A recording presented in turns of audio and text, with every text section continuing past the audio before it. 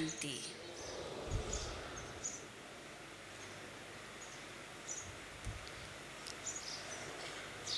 आप सभी भाई बहनों से मिलकर अत्यंत खुशी हुई है। बाबा के इस बेहद परिवार को देखकर, बाबा के महावाक्यों को साकार होता हुआ देखकर कितना न मन हर्षाता है, क्योंकि जो बाबा के अव्यक्त होने के पश्चात पैदा हुए, वे बाबा की संकल्प की संतान हैं, जिनको साकार में बाबा ने संकल्प से तो पैदा कर ही लिया था। क्योंकि बाबा कहते थे कि बहुत बच्चे आएंगे, आबू रोड तक क्यों लगेगी, पर किस प्रकार क्यों लगेगी वो नहीं मालूम था। तो वो सारे महावाक्य अब साकार होते हुए देख रहे हैं। अनेक प्यासी आत्माएं आएंगी, आपको उन्हें अंजलि देनी है। शांति की बूंद ही से वे तृप्त हो जाएंगी। उसके लिए आपको अपने आप में भरपूर करना है, ये बाबा कहते रहे हैं।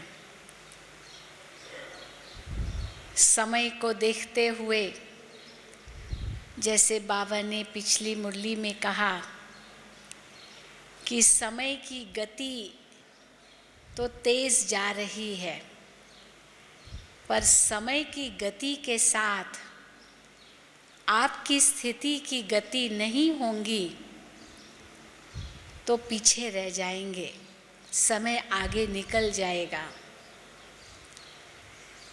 कई बार बाबा ये भी कहते हैं कि लेट का बोर्ड तो लग चुका है। हाँ, टू लेट का बोर्ड अभी तक नहीं लगा है, परंतु लेट का बोर्ड तो लग चुका है। क्योंकि जो भी यहाँ बैठे हैं, उनमें कोई गिने चुने ही होंगे जिन्होंने साकार बाबा को देखा था होगा, या ना ही होंगे, कोई एक भी नहीं होगा। तो बाबा के अव्यक्त होते ही मानो लेट का बोर्ड तो लग गया, क्योंकि अव्यक्त बाप दादा का पाठ आरंभ हो चुका। लेकिन इस अनुभूति को भी करने लिए जो आत्माएं आती है, वो भी बहुत बहुत भाग्यवान हैं। और जब टू लेट का बोर्ड लग जाएगा तो शायद यहाँ आना भी संभव नहीं होगा, या हो सकता है साक्षात्कार का पाठ खुल जाएगा।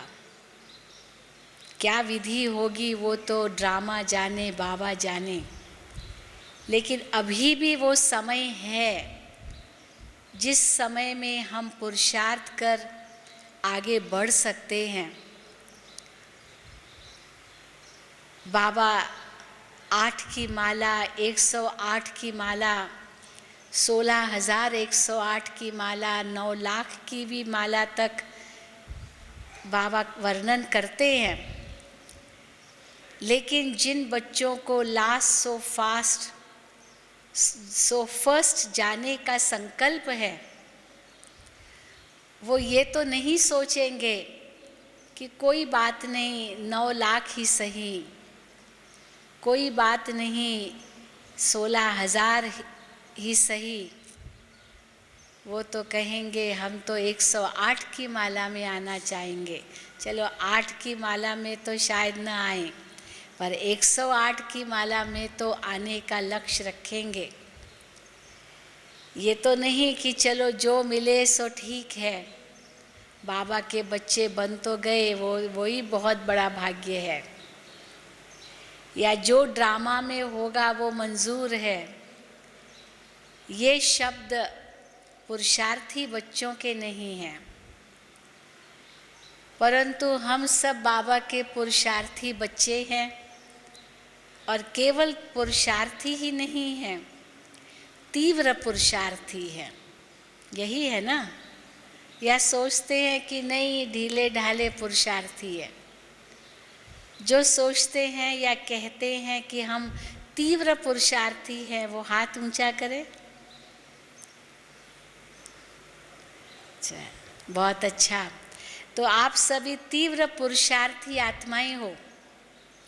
तो तीव्र पुरुषार्थी आत्माओं की लगन भी इतनी ही तीव्र होंगी।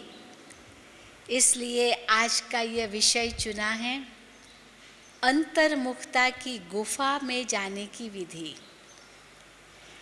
बाबा पिछले 2 दिन से, आज भी बाबा ने कहा, कल भी कहा कि अंतर्मुखी बनो। अंतर्मुखी सदा सुखी, ये कितना सुंदर स्लोगन है। जो अंतर्मुखी होता है वो सुखी रहता है। बाह्यमुखी व्यक्ति छोटी छोटी बातों में उलझ जाता है, फंस जाता है, दुखी हो जाता है, परेशान हो जाता है। ये भी कहावत बहुत सुंदर है, एक चुप 100 सुख। क्योंकि एक ऐसा कोई शब्द कह दिया जिससे कोई नाराज हो गया या कोई बात बिगड़ गई,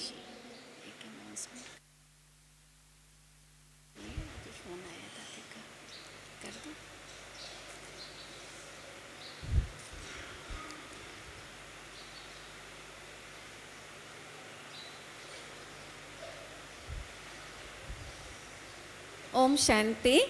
जो भाई बहन आज सवेरे आए हैं और अभी तक दादियों से नहीं मिले हैं, सौगात नहीं ली है, वो कृपया अभी ही उठ कर के कॉन्फ्रेंस हॉल में जाएंगे।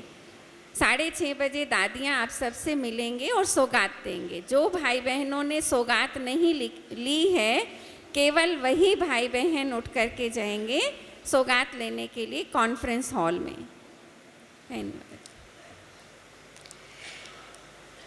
इसलिए अगर कोई ऐसा शब्द कह दिया जिससे कुछ अनबन हो गई, कोई नाराज हो गया, तो फिर उसको मनवाने के लिए या उस समस्या को सुलझाने के लिए फिर कितना समय लगता है, कितनी शक्ति का उपयोग करना पड़ता है, कितनी बार उस बात के लिए फिर ज़्यादा सोचना पड़ता है। पर एक चुप 100 सुख। तो अंतर्मुखता की गुफा क्या है और हम उसका अनुभव कैसे करें? जैसे कोई गुफा में जाता है तो कहा जाता है कि भाई ये तपस्वी गुफा में बैठा है, गुफा में तपस्या की जाती है। पहले ज़माने में माउंट आबू में बहुत तपस्वी गुफाओं में बैठ के तपस्या करते थे। आज भी गुफाएं बहुत है माउंट आबू में, लेकिन वो सब खाली हो गई है। कोई नहीं तपस्वी वहाँ बैठते हैं। कोई बैठते भी होंगे तो वो तपस्या की स्थिति कहाँ रही जो पहले ज़माने में तपस्वी हुआ करते थे।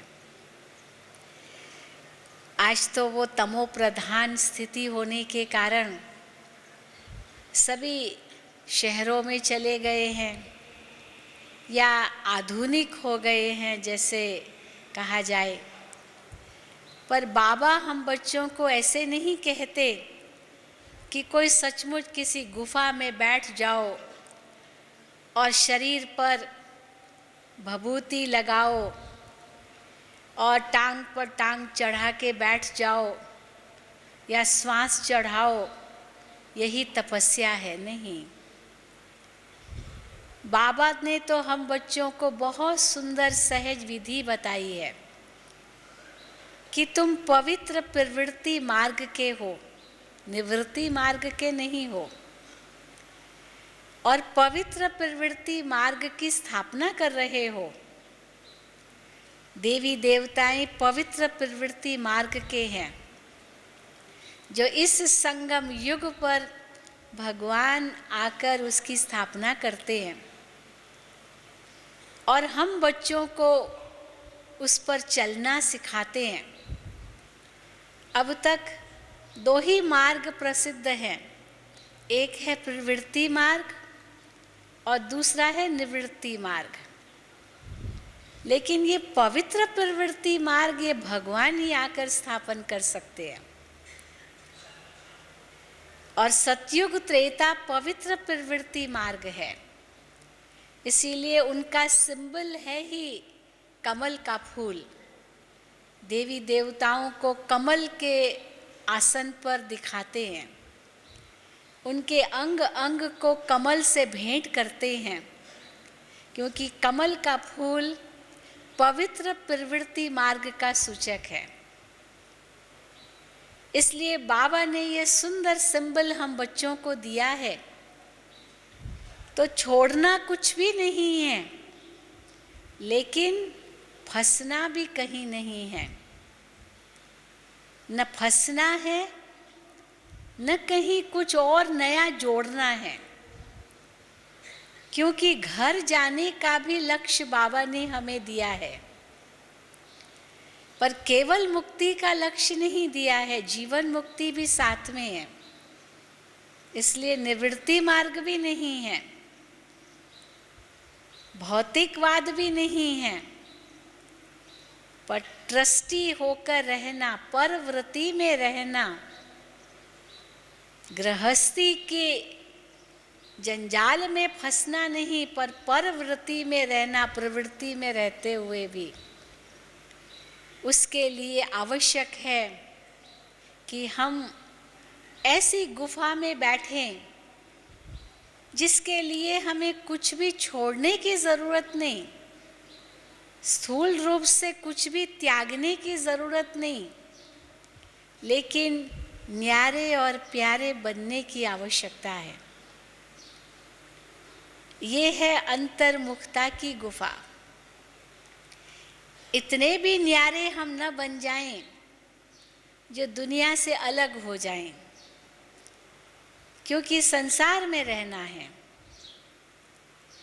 और इतने भी प्यारे न बन जाएं जो जिस प्रकार शहद पर मक्खियाँ लग जाती है या चींटियाँ लग जाती है, बहुत मीठी होती है तो चींटियों के आने की संभावना होती है। तो शहद को सुरक्षित कैसे रखा जाता है चींटियों से? उसको पानी पर रखते हैं, पानी चारों ओर पानी रखते हैं, ताकि अगर चींटियाँ आई भी तो भी वो पानी में रह जाएगी, चींटी शहद तक नहीं पहुँचेगी।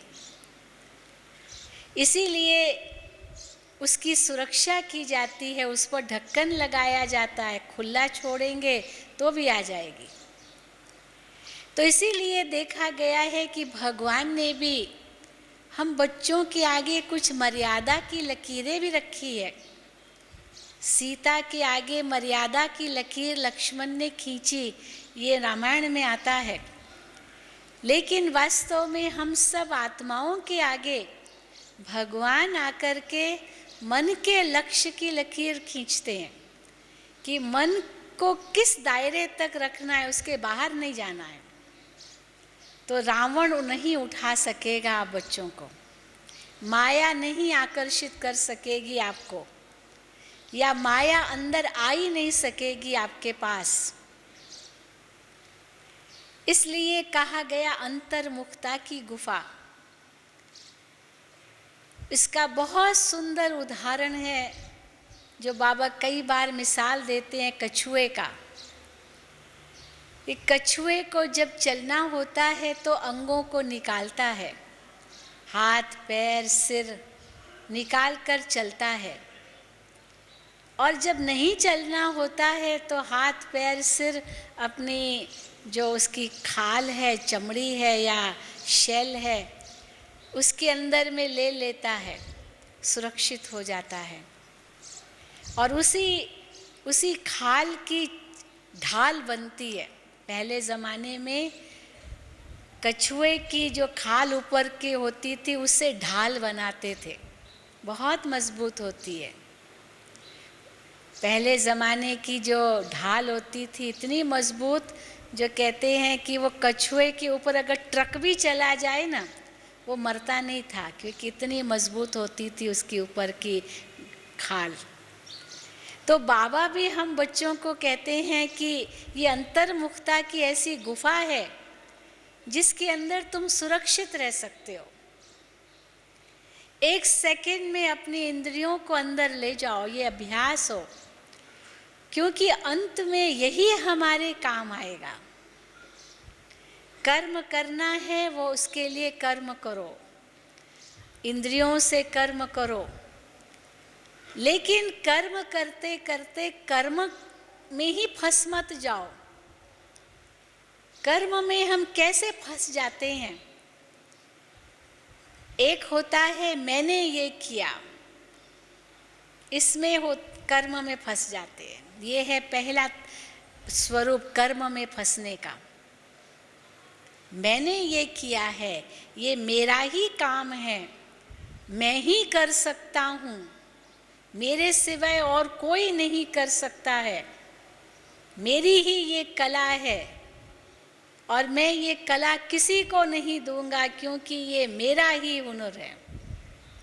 ये है बाह्य मुक्ता का रूप तो है, लेकिन साथ साथ ये माया का पहला दरवाज़ा है जिसको बाबा कहते हैं मैं और मेरा। तो बाबा ने हम बच्चों को अंतर्मुखी बनाने के लिए यही कहा है कि ये जो कुछ भी हम कह रहे ये सब बाह्य बातें हैं। जो कुछ अगर सचमुच मेरा है तो वो आत्मा की विशेषताएं हैं और कुछ भी नहीं। पवित्रता, शांति, प्रेम, सुख, आनंद, शक्ति, जो ये 7 गुण बताते हैं आत्मा के मूल गुण, यही आत्मा की विशेषता है और वही तुम्हारा स्वमान है।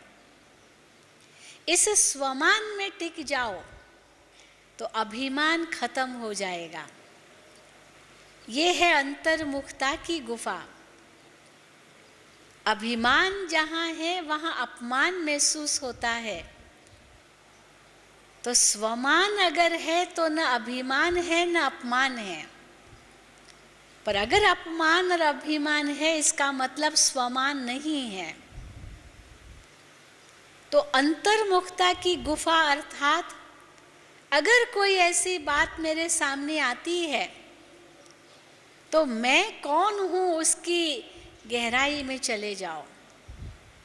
अभी जो हम मैं कौन हूँ की गहराई में जाते हैं, मैं भी तो कुछ हूँ, मेरी ही तो ये विशेषता है, मैं भी तो कुछ कर सकता हूँ। पर ये अभिमान की गुफा है, ये स्वमान की या अंतर्मुक्ता की गुफा नहीं है, ये बाह्य मुक्ता है। पर अंतर्मुक्ता की गुफा अर्थात अंतर में केवल आत्मा की स्थिति की ही अनुभूति, जिसमें ये 7 मूल गुण, ये आत्मा के गुण हैं, वो आत्मा अनुभव करे। दूसरा, बाबा ने जो हमें स्वमान दिए हैं, हमें जो टाइटल दिए हैं, उनका अनुभव आत्मा करे। बहुत टाइटल्स बाबा ने हमें दिए हैं, वो अनुभूति अगर मन में, बुद्धि में है या आत्मा की अनुभूति है तो न बाह्य अभिमान होगा, न कोई का अपमान महसूस होगा। ये है पहली बात। तो अंतर्मुखता की गुफा अर्थात सदा ही मैं अपने स्वमान की स्थिति में रहूं, तो कोई मुझे हिला नहीं सकता है। एक होता है बाह्य मुक्ता में आकर कहना कोई मुझे हिला नहीं सकता है, ये बाह्य मुक्ता की गुफा है। बाबा अंगद का मिसाल दे रहे, आज भी बाबा की मुरली में था या कल था कि अंगद को रावण हिला नहीं सका, उसके ने अपनी टांग इतनी जमा दी धरती के साथ, जो कितनी भी शक्ति उसने चलाई रावण ने, लेकिन अंगद के टांग को हिला नहीं सका। तो ये बाहर की टांग थोड़ी होगी, पैर थोड़ी होगा जो हिला नहीं सका। रावण तो बड़ा बलशाली था, वो अंगद तो कितना छोटा सा बंदर था, वो उसकी टांग हिला नहीं सका। परंतु उसका भाव यही है कि आंतरिक स्थिति इतनी ऊंची थी जो रावण उसको कुछ नहीं कर सका, क्योंकि वो अंतर्मुखता की गुफा में बैठा था। मिसाल देते हैं कि कहानी आती है, एक राजा की कहानी थी। वो राजा को किसी ने एक तावीज़ दी और उसको कहा कि ये तावीज़ सदा अपने साथ रखना, ये पहनना, और जब आफत का समय आए तब ये तावीज़ खोलना, ऐसे नहीं खोलना। बहुत ही ये कीमती है, पर सदा लगा के रखना गले से, और आफत के समय इसको खोलना और पढ़ना जो कुछ अंदर लिखा हुआ है। कई इस पर कहानियाँ हैं। तो राजा ने उसको ले लिया और उस पर चढ़ाई हुई। जब उसके राज्य पर चढ़ाई हुई तो उसके जो वफादार सिपाही थे उनको खबर दी कि आपके राज्य पर चढ़ाई हुई है। तो राजा को रातों रात छिपा करके ले गए गुफा में, उसको सुरक्षित रख दिया। अब देश पर, राज्य पर चढ़ाई हुई और राजा गुफा में छिपा हुआ बैठा है, क्योंकि राज्य पर चढ़ाई माना फिर राजा पर आक्रमण करेंगे ना। अब राजा को छिपा दिया और वो गुफा में बैठ गया। सोच में पड़ गया मैं क्या करूं। तो उसी समय उसको याद आया कि मेरे पास ये तावीज़ है, ज़रा खोलूं तो। मुझे जिसने दी थी उसने कहा था कि ऐसे समय पर इसे खोलना। तो जब उसने खोला तो उस पर क्या लिखा था, ये भी बीत जाएगा, ये भी बीत जाएगा। और वो बिल्कुल निश्चिंत होकर के उस गुफा में शांति से बैठ गया। अब दुश्मन की फौज आई चारों ओर राजा को ढूंढने के लिए, पर राजा कहीं मिले नहीं। यहाँ तक कि उस गुफा तक भी पहुंची, लेकिन ये इतना निश्चिंत होके बैठा था, ये सोच कर कि ये भी बीत जाएगा, ये भी बीत जाएगा। और हुआ भी ऐसे कि वो फौज दुश्मन की ढूंढ ढूंढ करके थक गई, राजा मिला नहीं, क्योंकि गुफा में बैठा हुआ था। उस गुफा तक वो पहुँचे ही नहीं, और वो वापस चले गए। परंतु उसी बीच उनके वफादार सिपाहियों ने वापस आक्रमण करके दुश्मन को खदेड़ दिया, भगा दिया। पर ये अंदर गुफा में बैठा था। और जब वो दुश्मन चले गए वापस, सिपाहियों ने काम कर लिया राजा की अनुपस्थिति में भी, क्योंकि इतनी उनको ट्रेनिंग दी थी। तो वापस आए उनके सिपाही और उनको खुशखबरी बताई कि आप चलिए वापस अपने राज्य में, आपकी फतह हो गई है, जीत हो गई है, दुश्मन चले गए। गया वो महल में गया, और जैसे महल में पहुंचा तो इतनी शहनाइयाँ बज रही है, बहुत खुशी, बहुत खुशी। लेकिन उस खुशी को भी वो झेल नहीं पा रहा था। उसको कुछ बहुत ज़्यादा खुशी हो रही थी, लेकिन उसको लगा कहीं इससे कुछ नुकसान न हो जाए, इतनी ज़्यादा खुशी भी अच्छी नहीं है। तो फिर से उसने वो तावीज़ खोल करके फिर से पढ़ा, ये भी बीत जाएगा, ये भी बीत जाएगा। अर्थात वो जो इतना खुशी का माहौल है ये भी बीत जाएगा, क्योंकि सब दिन होत न एक समान। तो चाहे खुशी हो चाहे गम, चाहे हार हो चाहे जीत, चाहे कोई मान दे चाहे कोई मेरा अपमान करे, लेकिन मैं अंतर्मुखता की गुफा में ही बैठा रहूं, वो तावीज़ को संभालूं कि ये भी बीत जाएगा। अर्थात मेरी स्थिति सदा एक रस रहे हर परिस्थिति में। ये है वास्तव में अंतर्मुखता की गुफा। अर्थात हमारी स्थिति में अंतर ना आए, क्योंकि मैं अपने आप को ही हर वक्त देख रही हूं, दूसरे को नहीं देख रही हूं। हमारी स्थिति डावाडोल किन कारणों से होती है? जब हम दूसरों को देखते हैं। दूसरों को देखते हैं तो महसूस होता है ये तो मेरे से बहुत आगे चला गया, इसके अंदर तो बहुत गुण हैं, ये तो बहुत ही अच्छा है, होशियार है, मैं ऐसा नहीं हूँ। तो जैसे ही मैंने इस प्रकार अपने लिए सोचा तो हीनता की भावना आती है। ये भी अंतर्मुखता नहीं है, ये हीनता है, क्योंकि हम अपने प्रति हीन विचार ही ला रहे हैं। मैं तो कोई काम का नहीं हूँ, देखो मेरे से सब आगे चले गए, मैं तो वहीं का वहीं हूँ, मेरी शक्ति भी कम होती जा रही है, मेरा ये सब देखो क्या था ये सब खत्म होता जा रहा है, दूसरे सब आगे बढ़ रहे हैं। आजकल तो कंपटीशन का युग है, बहुत कंपटीशन है दुनिया में, तो इतनी कंपटीशन है जो बात नहीं पूछो। दूसरे को नीचे गिरा के खुद आगे बढ़ने की कोशिश करते लोग। बिजनेस के अंदर देखो क्या नहीं हो रहा है, उसका वर्णन करने की तो ज़रूरत ही नहीं है। लेकिन वो चलो आगे चले भी गए और अभिमान में जाकर के वो आगे गए। अभिमान को एक दिन जब ठोकर लगती है वो अपने आप वापस चले जाते, रसातल पहुंचते। अभिमान जहाँ है वो कभी भी व्यक्ति आगे नहीं बढ़ सकता है।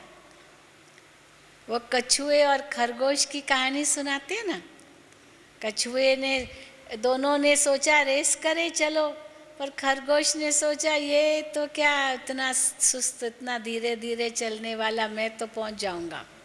तो खूब दौड़ा लेकिन थक गया रास्ते में, सोचा वो तो बहुत पीछे होगा। खरगोश ज़रा सा मैं एक झपकी ले लूँ, तो झपकी क्या ली, उसको नींद ही आ गई। और नींद आ गई और वो अंत में क्या हुआ, जब आंख खुली देखा खरगोश तो पहले पहुंच गया, वो तो सो गया था रास्ते में। तो इसी प्रकार कोई सोचे ये कंपटीशन करने से हम पीछे रह जाएंगे, ऐसी बात नहीं है। अंतर की स्थिति हमारी अगर ऊंची है तो आखिर वो अंतर की स्थिति काम आएगी, बाहर की स्थिति नहीं।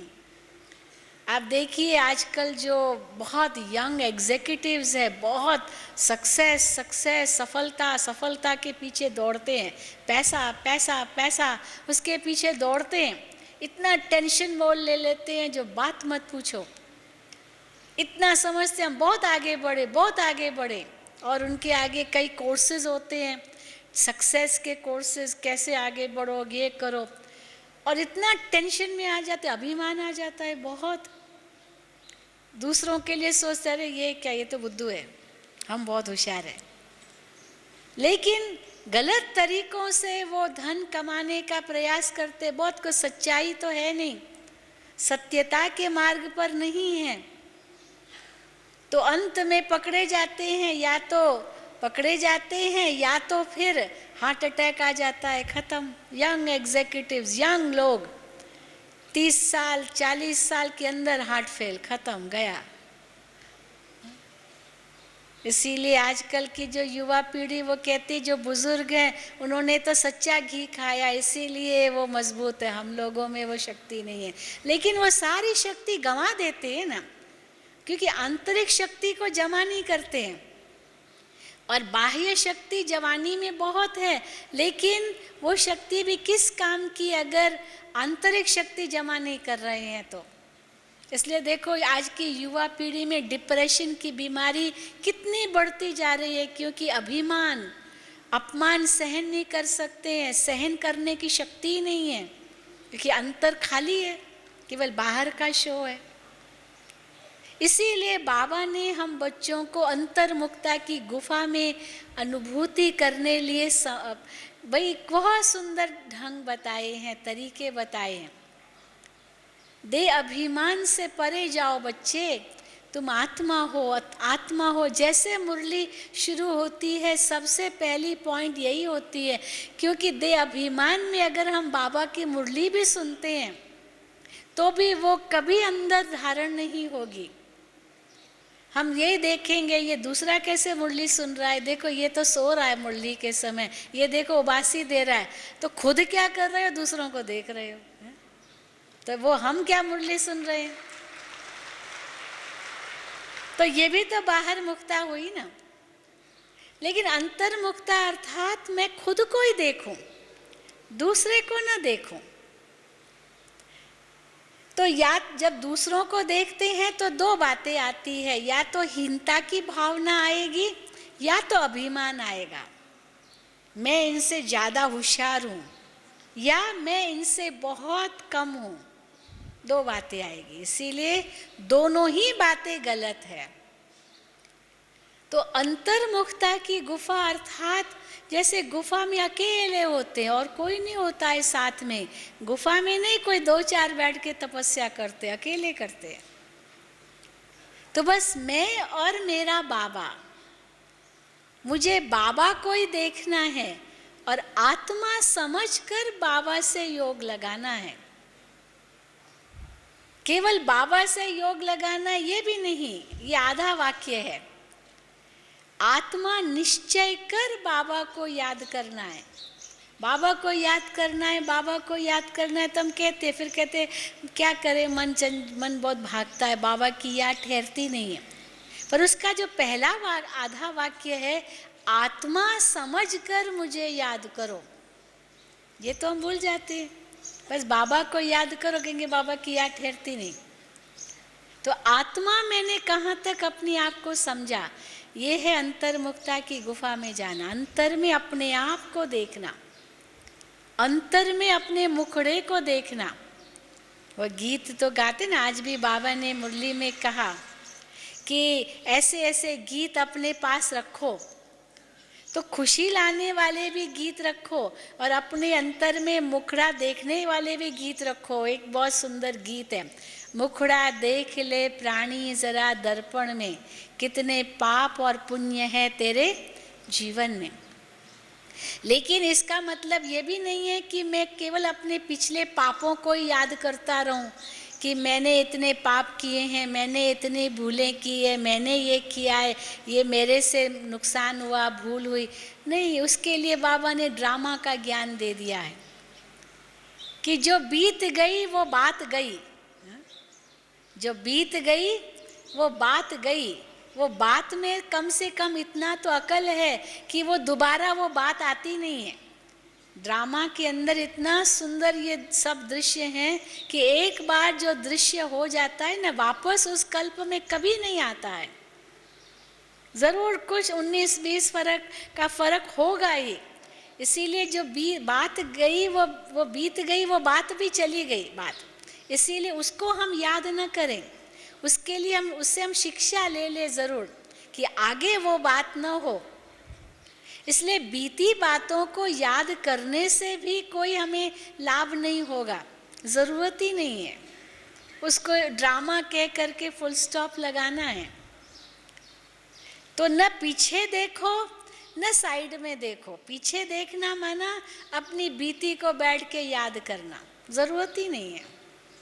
बाबा मिला, सब मिला, इसीलिए मैं पीछे को क्यों याद करूं, या साइड में भी क्यों याद करूं, माना व्यक्तियों को क्यों याद करूं। वो कुछ भी जो करेगा वो तो भरेगा ही। मुझे कोई ड्यूटी नहीं दी गई है, मेरी कोई ये जिम्मेदारी भी नहीं है। इसीलिए बाबा कहते हैं, देखते हुए नहीं देखो, सुनते हुए नहीं सुनो। अंतर्मुक्ता की गुफा में अकेले माना और किसी को भी नहीं देख रहे हैं, अपने आप को देख रहे हैं और बाबा को देख रहे हैं। तो अपने आप को कैसे, किस रूप में देखना, कितने पाप और पुण्य है मेरे जीवन में। इसका मतलब ये नहीं है कि जो दाग हमने बनाए अपने जीवन में पिछले, वो बैठ के हम देखते रहे, नहीं, वो भी नहीं। उनसे शिक्षा ले ले ज़रूर। ये भी नहीं कि हम उसको इग्नोर करें कि हमने किया ही नहीं। कई लोग होते हैं ना, पश्चाताप तो होता ही नहीं है। अगर उन्होंने कोई भूल की भी ना और उनको कहा जाता है ये भूल है, वो कहते अच्छा क्या हुआ, किया तो कौन सी बड़ी बात की, क्या गलत किया, ये कोई गलत नहीं है। वो रियलाइज ही नहीं करते हैं कि उन्होंने कोई गलती भी की है। तो वो तो बिल्कुल बुरा है ज़रूर, वो व्यक्ति कभी नहीं सुधर सकता है। अवश्य स्वीकार करना चाहिए अगर भूल हुई है, अंतर आत्मा जानती है ये भूल हुई है। तो अगर भूल हुई है तो सच बता देना चाहिए। हम दो बातें ज़रूर कहते हैं कि अगर कोई भूल होती है तो सच बता दो, जो निमित्त हैं उनके आगे सच बता दो, और जैसे है वैसे बता दो, उसमें हेरा फेरी करने की ज़रूरत नहीं है। और प्रेम से बताओ, गुस्से से नहीं, नाराज़गी से नहीं। सच बोलो पर प्रिय बोलो। ये नहीं कि सच बोलो और अप्रिय बोलो, या असत्य बोलो और प्रिय बोलो, दोनों ही गलत है। असत्य प्रिय और सत्य अप्रिय दोनों ही गलत है। सत्य भी हो और प्रिय भी हो। और अगर कोई बड़ा काम कर रहे हैं, अच्छाई का काम कर रहे हैं, तो वर्णन करने की ज़रूरत ही नहीं है। अगर किसी का भला किया, किसी का उपकार किया, किसी को सुख दिया, दूसरों को बोलने की ज़रूरत ही नहीं है, बताने की आवश्यकता नहीं है कि मैंने किया। वो नेकी कर दरिया में डाल। हमारी दादियाँ देखो, सारा दिन उपकार का ही काम करती रहती है, सेवा सेवा सेवा, लेकिन कभी वर्णन नहीं करती कि मैंने ये किया, मैंने ये किया, मैंने ये किया, मैंने ये किया। करती है क्या? कभी नहीं। और हम लोग क्या करते, थोड़ी सी सेवा की, मैंने इतना किया, मैंने इतना किया, मैंने इतनों को समझाया, मैंने इतना कोर्स किया, मैंने इतने।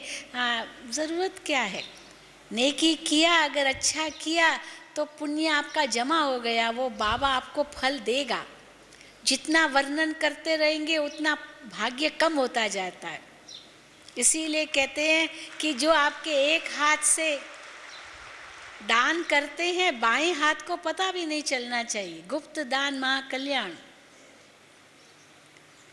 परंतु हम उल्टा कर लेते हैं, इसीलिए फिर कितनी गलतियां कर लेते हैं। मन खाता तो है ना, अगर हमने कोई गलती की है और उसको छिपाते रहेंगे या तो उसको ओवरलुक करते, तो क्या हुआ, किया, दूसरे भी तो करते हैं ना। अरे दूसरे करेंगे, दूसरे पाएंगे। हम जो कर रहे हैं हमको पाना है, हमारा कोई मेरे से दूर नहीं जाएगा मेरा कर्म। तो इसलिए अंतर्मुखता की गुफा अर्थात हम अंदर में जा करके जो मेरी कमियां कमजोरियां हैं उसको ज़रूर समझें, पर इसलिए नहीं कि हम कमी कमजोरियों को देखते हुए फिर निराश हो जाएं, क्योंकि लक्ष्य बहुत ऊंचा है। लक्ष्य ऊंचा है, परंतु हम समझेंगे कि मैं तो उस लक्ष्य तक नहीं पहुंच सकूंगा, ये भी गलत है। क्योंकि कल्प पहले तो पहुंचे थे ना, फिर बाबा हमको हमारा भविष्य भी तो साक्षात्कार करा रहे हैं ना। बच्चे, तुमने कल्प कल्प विजय पाई है, इसलिए कोई नई बात नहीं है। जैसे अर्जुन के लिए दिखाते, जैसे गीता में आता है, अर्जुन निराश हो गया, भगवान उसको कहता है कि तुम युद्ध करो। वो कहता है क्या युद्ध करके करूँगा, कोई ज़रूरत नहीं है। भगवान कहता है तुम विजयी बनोगे, तुम युद्ध करो, तुम विजय तुम्हारी निश्चित है। वो कहते क्या ज़रूरत है ऐसी विजय की जो इतने सबको मैं मार डालूँ। खैर उसको तो हिंसक रूप दे दिया है, पर भाव उसका यही है कि विजय हमारा जन्मसिद्ध अधिकार है। हम ये क्यों भूलते हैं? तो अंतर्मुखता की गुफा में जाना अर्थात अपने विजय को सामने देखना, अपने मूल स्वभाव को सामने देखना, बाबा को सामने देखना, अपने लक्ष्य को सामने देखना, और उसकी भेंट में मुझे कितना आगे जाना है, पर ये भी नहीं कि बहुत ऊंचा है, मंजिल बहुत ऊंची है इसलिए मैं तो नहीं चढ़ सकता हूँ। अब चल पड़े हैं तो पहुंचना ही है ना मंजिल पर। जैसे कोई चढ़ाई पर चढ़ रहा है, अब आधे तक पहुंच गया, वो देखता है सामने तो बहुत ऊंची मंजिल है और पीछे मुड़कर देखता है कि अरे वो भी बहुत पीछे आ चुके हैं, इसलिए हम तो अभी बीच में अभी आधी और मंजिल है। अब नीचे जाएं या ऊपर जाएं, अब खुद को तय करना है। वापस नीचे कैसे जाएंगे, पीछे ऊपर ही जाना है। इसीलिए बाबा इसको कहते हैं याद की यात्रा है। ये यात्रा माना वापस नहीं लौटना है आधे से, यात्रा माना मंजिल तक पहुंचना ही है। हाँ, उसके लिए कोई साधन चाहिए, कोई और ढंग चाहिए, उसको अपना लो, लेकिन मंजिल तक पहुंचना है जरूर। और मंजिल भी कोई कठिन थोड़ी है, बाबा हमारे साथ है। जब बाबा हमारे साथ है और बाबा कहते बस तुम मेरे कदम के पीछे कदम ही रखो और कुछ करने की जरूरत नहीं है, खाली फॉलो करो और कुछ मत करो बस, तो और सोचने की जरूरत नहीं है। बाबा ने क्या किया वही मुझे करना है। ब्रह्मा बाबा की बात सुनाते ना, गुलजार दादी आप जानते हैं, पहली ट्रांस मैसेंजर थी दादी गुलजार यज्ञ में, जिन्हों को अव्यक्त बाप दादा का साक्षात्कार हुआ। सबसे पहला सूक्ष्म वतन में अव्यक्त बाप दादा का साक्षात्कार गुलजार दादी प्रथम थी जिनको हुआ।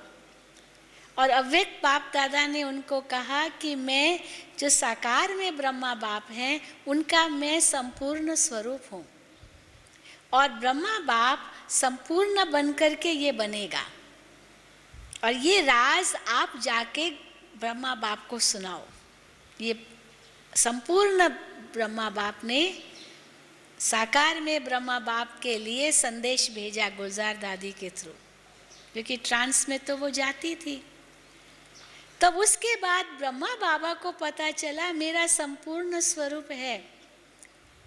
बस धुन चढ़ गई बाबा को, मुझे संपूर्ण बनना है, मुझे संपूर्ण बनना है। और दादी गुलजार से बाबा कई बार कहते थे जाओ वतन में जाके देखो कि मैं संपूर्णता के कितने नजदीक पहुंचा हूं। और दादी गुलजार आके बताती थी कि आप नजदीक कितने पहुंचे हो संपूर्णता के। इसलिए जब बाबा अव्यक्त हुए और दादी गुलजार उसके बाद वतन में गई तो महसूस किया, देखा कि वो साकार और अव्यक्त अब एक हो गए, संपूर्ण हो गए ब्रह्मा बाप। क्योंकि ब्रह्मा बाबा को धुन थी बस मुझे संपूर्ण बनना है, संपूर्ण बनना है। अंतर्मुखता की गुफा में वो रहते थे। ये नहीं कि शिव बाबा का मैं रथ हूँ तो शिव बाबा मुझे अपने आप सब कुछ करा देगा, मुझे ग्रेस मार्क्स दे देगा, संपूर्ण बना देगा। जैसे कोई होता है ना लौकिक में, अगर किसी का टीचर उसका अपना लौकिक पिता है तो वो सोचेगा मेरा पिता ही तो मेरा टीचर है, मुझे एक्स्ट्रा मार्क्स दे देगा। या मेरा टीचर जो है ना वो मेरे दोस्त का पिता है या जो कुछ, मुझे एक्स्ट्रा मार्क्स दे देगा, ग्रेस मुझे पास कर देगा। ऐसी बात नहीं है। बाबा ने अपना पुरुषार्थ खुद किया। तो किस आधार पर किया? अपने संपूर्ण स्वरूप को सामने देखा, भविष्य स्वरूप को सामने देखा और निश्चय था मैं ये अवश्य बनूंगा। कोई संशय नहीं था, पता नहीं बनूंगा या नहीं बनूंगा। इतने निश्चय से बाबा कहते थे कल मैं ये बनूंगा। आप मुरलियों से पता चल सकता है, साकार मुरलियों से, कि ब्रह्मा बाप कितने निश्चय से ये कहते थे। अब उतना ही निश्चय हमें भी है कि हम भी जरूर बनेंगे, कि ब्रह्मा बाप अकेले थोड़ी बनेंगे। इसीलिए ब्रह्मा बाबा हमें याद दिलाते हैं, अव्यक्त वाणियों में ब्रह्मा बाप याद दिलाते हैं, बच्चे अभी वतन में हूँ मैं, इंतज़ार कर रहा हूँ। शिव बाबा कभी कहते हैं कि ब्रह्मा बाप यही कहते हैं कि बच्चे कब तक तैयार हो जाएंगे, क्योंकि ब्रह्मा बाप अपने बच्चों के बिना कैसे वतन परमधाम जाएंगे, बच्चों के साथ ही जाएंगे। इसीलिए हम बच्चों का श्रृंगार करने के लिए बाप दादा अभी भी आते हैं, अभी तक आ रहे हैं। इसलिए टू लेट का बोर्ड नहीं लगा है। जब प्रथम बार बाप दादा माना जब अव्यक्त हुए बाबा, तो उसके बाद प्रथम बार जब अव्यक्त बाप दादा आए, पहली अव्यक्त मुरली चली थी, उसमें बाबा ने बहुत सुंदर शब्दों में कहा कि अभी तक जो कुछ मुरलियाँ चली वो आपका कोर्स था, वो कोर्स था, वो बेसिक बातें साकार मुरलियों में हमें मिली। 4 सब्जेक्ट्स बेसिक बातें हैं ये, उसमें कोई परिवर्तन नहीं है। अव्यक्त वाणियाँ कोई नया ज्ञान नहीं है, वो उसी बेसिक का ही स्वरूप है। परंतु अब कोर्स के बाद अभी जो अव्यक्त वाणियाँ चलेगी ये फोर्स है, वो कोर्स है, ये फोर्स है। तो फोर्स का मतलब क्या है? उसी को ही संपूर्ण बनाने के लिए विधि है। बाबा ने एक और सुंदर उदाहरण दिया कि जैसे हीरा होता है ना, हीरा, तो हीरा तो खान में होता है, तो अभी मालूम है कि यहाँ इसके अंदर हीरा है, लेकिन हीरे के ऊपर बहुत पत्थर दूसरे लगे हुए होते हैं, तो उसको तराशते हैं और वो पूरा पत्थर निकालते हैं जो बाहर से जुड़ा हुआ होता है, और अंदर से एक सुंदर हीरा चमकता हुआ निकल कर आता है उसको तराशने से। तो बाबा ने कहा कि अभी जो धूल में हीरे थे, तो वो धूल में से हीरों को निकाला है, साकार वाणियों द्वारा धूल में से हीरों को निकाला है, और इस धूल में से हीरे को निकाल करके तराशना ये अव्यक्त वाणियों द्वारा हो रहा है। तो ये जो अव्यक्त मुरलियाँ हम लोगों को मिल रही है, ये हीरों को तराश रही है, ताकि हम दुनिया के आगे चमक सकें और बाप का नाम बाला कर सकें। इसलिए अब बाबा हम बच्चों को यही राय बार बार दे रहे हैं कि बच्चे चले जाओ अंतर्मुक्ता की गुफा में। सुबह का समय बहुत अच्छा है इसके लिए। दिन भर में तो गोरख धंधों में रहते हो, बाबा कई बार कहते गोरख धंधे हैं, गोरख धंधे समझते ना, कारोबार ये वो तो करना है, इसीलिए हम कोई सन्यासी नहीं है। परंतु सवेरे का समय और बीच बीच में समय निकालो, एकांतवासी होने का अभ्यास करो। एकांत में रहने का अभ्यास तो ठीक, लेकिन वो अच्छा लगना चाहिए। दुनिया में लोग एकांत इतना पसंद नहीं करते। कुछ लोग ऐसे हैं जो बिल्कुल एकांत पसंद करते, कहते हमको कोई नहीं चाहिए, कोई नहीं चाहिए। या तो कहेंगे बस अकेले में डर लगता है, या तो अकेला ही रहना है, कोई नहीं चाहिए, या तो अकेले में डर लगता है। 2 प्रकार के लोग हैं। और बाबा ने हमको क्या सिखाया है? चाहे एक अकेलापन एकांत मिले ना मिले, तुम संगठन में भी एकांत का अनुभव कर सकते हो। जैसे कमल कीचड़ में न्यारा, तो एक संगठन में एकांत का अनुभव। अर्थात चाहे मेरे सामने कितना भी आवाज क्यों न हो, पर मैं अंतर्मुक्ता की गुफा में चला जाऊं, क्योंकि मैं आत्मा तो यहाँ बैठा हूँ। आज भी बाबा की मुरली में था ना, हाँ, ये 2 सितारे चमक रहे हैं, तो मैं आत्मा सितारा चमक रहा हूँ। भले कई बार ऐसा भी अनुभव करो कि मैं आत्मा सितारा चमक रहा हूँ और मुझ आत्मा के सामने दूसरा सितारा चमक रहा है, बाबा का सितारा चमक रहा है। कई बार ऐसे भी अनुभव कर सकते हो, तीसरा सितारा भी चमक रहा है, ब्रह्मा बाबा का सितारा और शिव बाबा का सितारा, और मैं उनसे बात कर रहा हूँ। एकांत में भी हूँ, कुछ दिखाई नहीं दे रहा है, कोई आँखों के सामने कोई सितारा नहीं चमकेगा, लेकिन मन की आँख से मैं ब्रह्मा बाप और शिव बाप को देख रहा हूँ। कभी ब्रह्मा बाबा से भी बातें कर सकते हो, जवाब आएगा, बहुत अनुभव मज़ा आता है, बहुत मज़ा आता है। वैसे तो मुरलियों में ही जवाब आ जाता है। तो सवेरे का समय और हर घंटे घंटे 1 मिनट, आधा मिनट भी निकालो। इसीलिए ये ट्रैफिक कंट्रोल का प्रोग्राम बनाया गया था। दिन में 5 बार, 6 बार, 7 बार। लेकिन इसका मतलब ये नहीं कि ट्रैफिक कंट्रोल का समय आए तभी मैं करूँ, और अभी का ट्रैफिक कंट्रोल आया नहीं है, चाबी नहीं, ट्रैफिक कंट्रोल आएगा फिर करूँगा। पर जिस समय आप महसूस करते हो कि अब मैं अंतर्मुक्ता की गुफा में चला जाऊँ, तो जैसे कछुआ अपने अंगों को समेट लेता है, चले जाओ अपने अंदर। और 2 बातें सामने रखो। एक तो बाप दादा को सामने रखो, दूसरा अपना लक्ष्य सामने रखो। मुझे कहाँ तक पहुँचना है। और ये दौड़ कोई स्थूल दौड़ तो है नहीं कि शरीर से दौड़ना है, हाँपेंगे, लंबी दौड़ है, इतनी मीटर रेस है, ऐसी बात तो है ही नहीं। परम धाम में पहुँचने के लिए 1 सेकंड लगता है, सत्युगी दुनिया में पहुँचने के लिए भी 1 सेकंड लगता है। इसलिए कई बार बाबा ने ये ड्रिल हमें सिखाई है, 5 सेकंड की ड्रिल। 1 सेकंड में परम धाम पहुँच जाओ, दूसरे सेकंड में सतयुग में पहुँच जाओ, तीसरे सेकंड में द्वापर युग में पूज्य आत्मा के रूप में अनुभव करो, चौथे सेकंड में संगम युगी ब्राह्मण आत्मा के रूप में अनुभव करो, 5वें सेकंड में फरिश्ता बन करके अनेकों को साक्षात्कार करा रहा हूँ, वो अनुभव करो। वो ऐसे नहीं कि ऐसे मुझे बनना है और अभी मैं नहीं हूँ, ये नहीं, मैं अभी ही हूँ, क्योंकि 1 सेकंड का ही तो अनुभव है। कोई स्थूल रूप में मैं जा कर के परम धाम जाऊँ तभी मैं अनुभव करूँ, ऐसी बात नहीं है।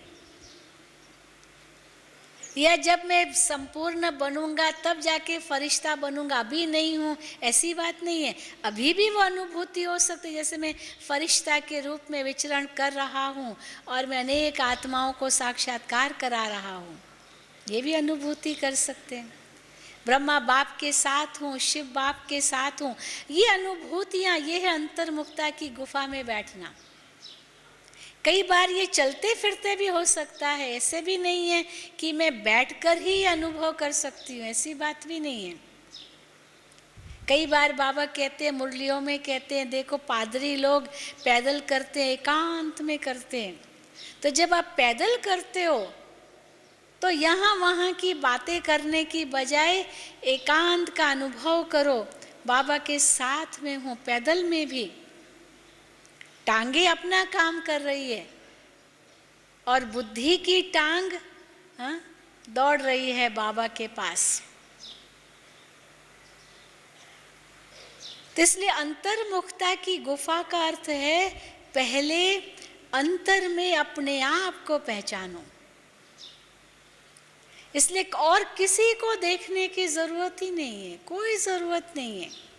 हमारी स्थिति बिगड़ती ही तब है जब दूसरों को देखते हैं, या जैसे बाबा कहते हैं क्या क्यों के चक्र में जाते हैं।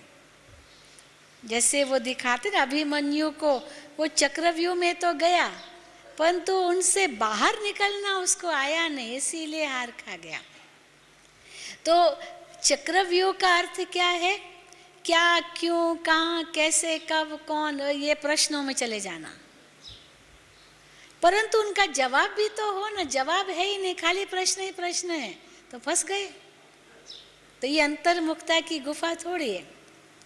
अंतर्मुक्ता की गुफा माना सुरक्षित गुफा, जहाँ माया का वार हो ही नहीं सकता है, कोई दुश्मन आक्रमण कर ही नहीं सकता है। और वो जो हमारी स्थिति बन जाती है उसके आधार पर एक बाहर की औरा भी बन जाती है अपनी, जो दूसरा हमको डिस्टर्ब कर ही नहीं सकता है। अगर मैं कहूँ कि मैं तो योग में बैठी थी, देखा इसने मुझे डिस्टर्ब किया, इसने मेरा योग ही भंग कर दिया, इसने मेरी तपस्या ही नष्ट कर दी, ये सोचना भी गलत है। कोई मेरी तपस्या नष्ट नहीं कर सकता है। इसलिए देखो बाबा मुरली में क्या कहते हैं कि ज्ञान के लिए एकांत चाहिए, आवाज़ नहीं चाहिए। पर योग में जब हम हैं तो आवाज़ होता रहे ना, कोई फर्क थोड़ी पड़ेगा हमें, हम तो अंतर्मुक्ता की गुफा में बैठे हैं। हाँ, मुरली सुनते समय कोई बाहर की आवाज़ आती है तो डिस्टर्बेंस होती है। जैसे भी बाबा की मुरली सुन रहे हैं, कोई खांसी करता है तो बाबा का जो शब्द है वो मिस हो जाता है, क्योंकि ज़ोर से किसने खांसी की या कोई चीज़ गिरी, कुछ हुआ तो वो शब्द मिस हो गया। लेकिन जब हम योग में हैं तो चाहे आवाज़ होता रहे, पी पी होती रहे, घंटे बजते रहे, हमें क्या फ़र्क पड़ेगा। मैं तो अंतर्मुक्ता की गुफा में हूँ। देखते हुए नहीं देख रहे हैं, सुनते हुए नहीं सुन रहे, अंतर में मेरा मनन मंथन चल रहा है। लेकिन इसका मतलब ये भी नहीं है कि हम जोर जोर से गीत बजाएं और हम तो अंतर्मुक्ता की गुफा में बैठे हैं, वो भी नहीं। साइलेंस भी प्रिय लगती है, परंतु मेरा भाव है कि किसी में डिस्टर्ब ना हो।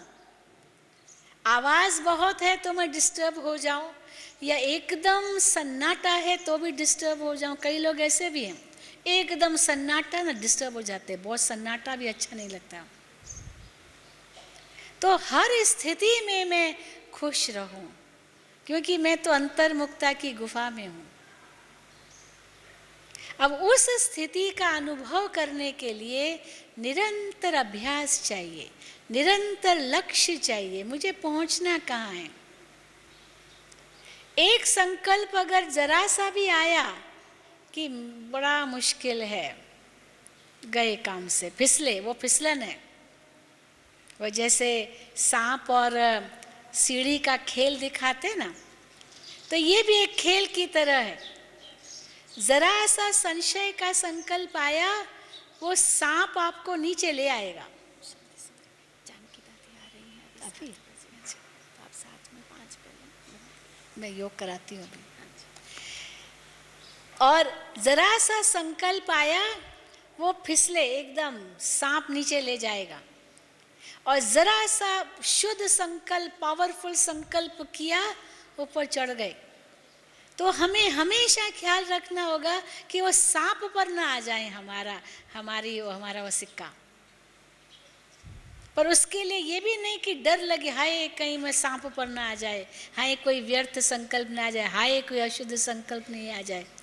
इसलिए बाबा का कल का वरदान था या क्या था कि वो दूर से ही माया अंदर प्रवेश ही न कर सके, क्योंकि प्रश्न है ही नहीं मन में। समाधान स्वरूप हूं मैं। प्रश्न आया तो माया का वार हुआ। समाधान स्वरूप हूं क्योंकि बाबा की मुरलियों से सब स्पष्ट है। इसलिए बाबा कई बार कहते हैं वाई वाई नहीं करो, फ्लाई करो, फ्लाई। अभी भी पिछली मुरली में भी बाबा ने 3 शब्द कहे, वाई, हाय और क्राई। अगर वाई कहा तो हाय भी होगा। क्यों वाई, हाय, फिर क्राई, रोना पड़ेगा।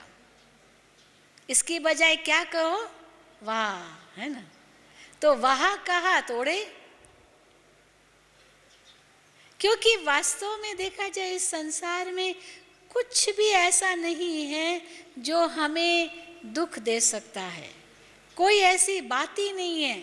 अगर 1 सेकंड में हम ऊपर चले गए, न्यारे चले गए, पहुंच गए। हवाई जहाज ऊपर में है, चाहे पहाड़ हो, कुछ भी हो, कोई फर्क नहीं पड़ता हवाई जहाज को। पर जरा सा नीचे आया, थोड़ी सी ठोकर लगी किसी पहाड़ की, गया काम से। इसलिए नीचे आने की ज़रूरत ही नहीं है। पर नीचे नहीं आओ का मतलब ये नहीं है कि हम हवाई पुलाव खाते रहें, बस हवा में उड़ते रहें। धरती पर हैं हम। जो वास्तविकता है उसको हम समझ रहे हैं, हम उसको नकारते भी नहीं हैं। पर मन की स्थिति हमारी इतनी ऊंची हो क्योंकि बाबा हमारे साथ है। तो अंतर्मुक्ता की गुफा में चलिए थोड़ा सा हम अभ्यास करेंगे। हाँ, अभी हमें खुशखबरी मिली कि दादी जानकी जी अभी 7 बजे आ रहे हैं, तो इसीलिए